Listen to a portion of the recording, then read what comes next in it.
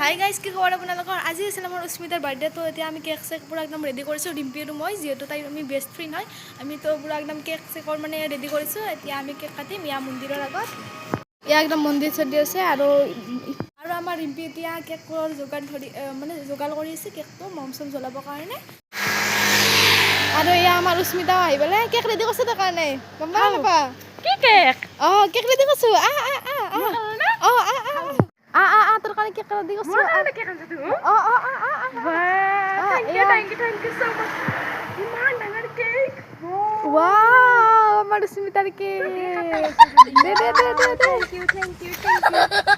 এইফালে এতিয়া আমাৰ উস্মিতাৰ কেক কাটিব আৰু এয়া ময়ো আছোঁ, ৰিম্পি আছে, উস্মিতা আছে, cake cut.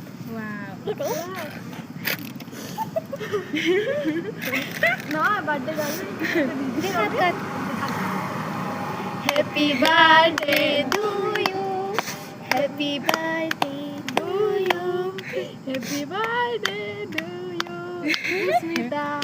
Happy birthday to you. দে হাতলে। কেকটো চাব নালাগে, মৰমখিনি চাব লাগে, বুজিছা? ৰ'ব গাইজ, আমি উস্মিতাৰ কাৰণে গিফ্ট আনিছিলোঁ নহয়, তো এতিয়া আমি গিফ্টবোৰ দিম উস্মিতাক। এয়া ৰিম্পিৰ gift. Thank you so much. আৰু এইফালে আমাৰ